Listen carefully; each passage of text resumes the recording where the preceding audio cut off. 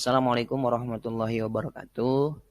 Saya Sofyan Hadi, guru matematika di SMA Negeri 1 Tambun Selatan, Kabupaten Bekasi. Pada kesempatan kali ini akan memaparkan mengenai kemampuan HOTS peserta didik dalam pembelajaran matematika, materi turunan fungsi trigonometri masih rendah.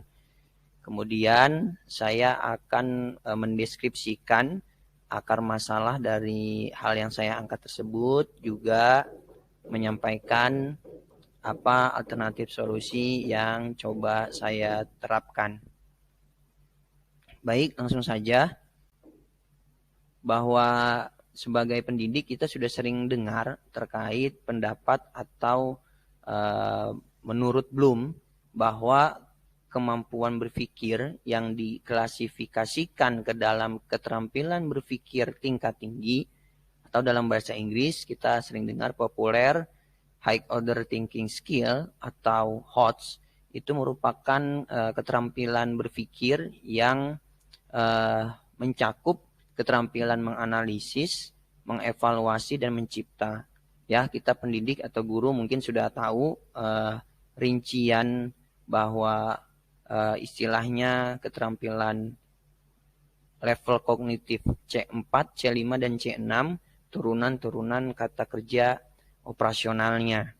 Begitu. Nah, dalam kegiatan pembelajaran matematik, hal yang saya temukan adalah akar masalah dari kemampuan HOTS peserta didik masih rendah, yaitu dari sisi siswa. Saya mengamati bahwa siswa seringkali belum dapat menentukan informasi yang dibutuhkan dalam mengerjakan soal.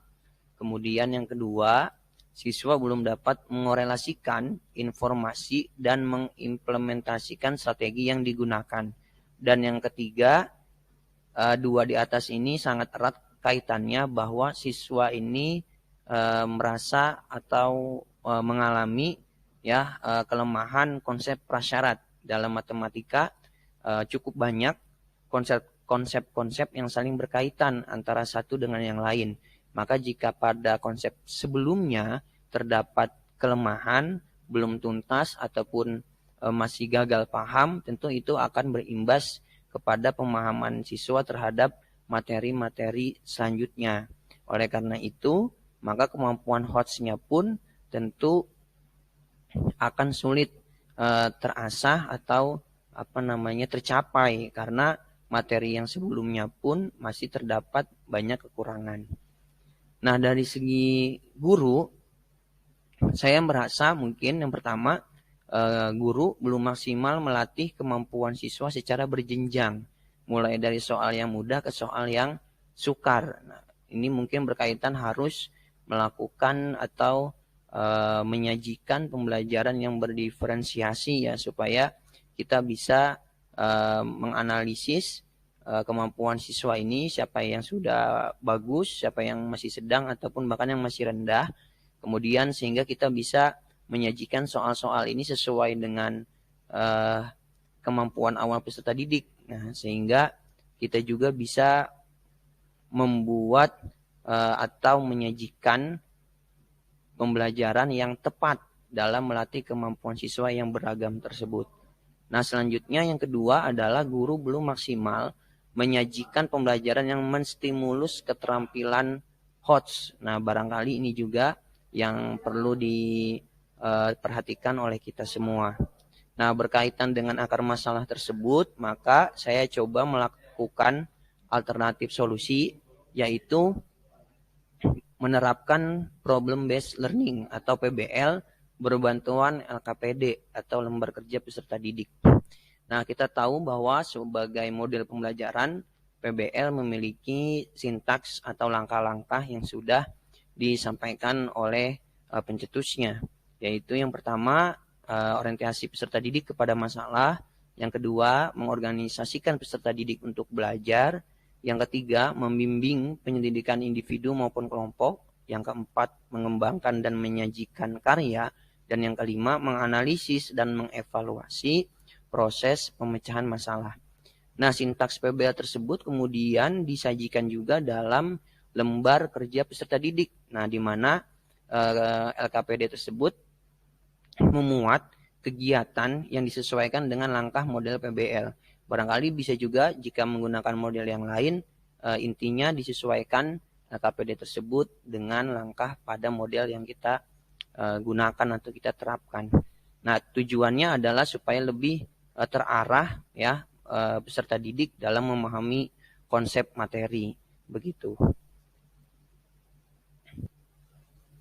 Dari hasil dari penerapan PBL dengan LKPD tersebut, maka saya sempat melaksanakan bersama dengan 34 orang peserta didik dengan materi turunan fungsi trigono diperoleh beberapa temuan. Yang pertama, kegiatan PBL berbantuan LKPD menstimulus 88,2% peserta didik dapat menyajikan langkah-langkah penemuan turunan fungsi trigonometri sinus dan kosinus dengan tepat.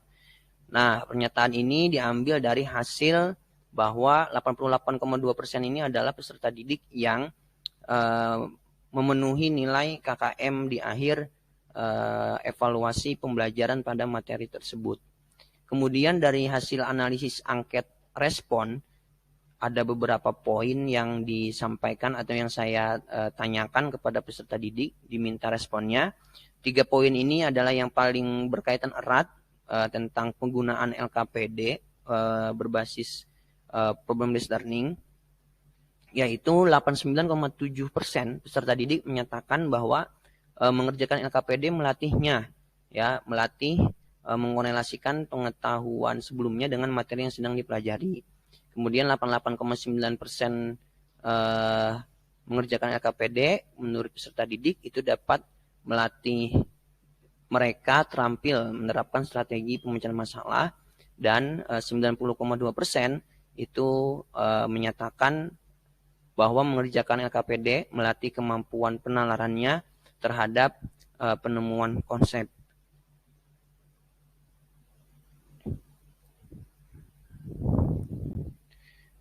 Sumber rujukan solusi yang saya explore untuk menyelesaikan masalah tersebut. Yang pertama, kajian literatur. Banyak sebenarnya kajian literatur yang sudah menyatakan bahwa PBL atau problem based learning ini dapat digunakan dalam meningkatkan kemampuan HOTS yang masih rendah. Cuman lebih khusus yang saya ambil adalah penelitian yang dilakukan oleh Astuti pada tahun 2022 yang menyatakan bahwa HOTS pada kemampuan komunikasi dan koneksi matematik peserta didik dengan penerapan PBL itu lebih baik dibandingkan dengan menerapkan model pembelajaran konvensional. Selain kajian literatur juga diperoleh dari beberapa narasumber dalam kesempatan wawancara kepada rekan sejawat sama guru matematika dan kepada kepala sekolah dan pengawas.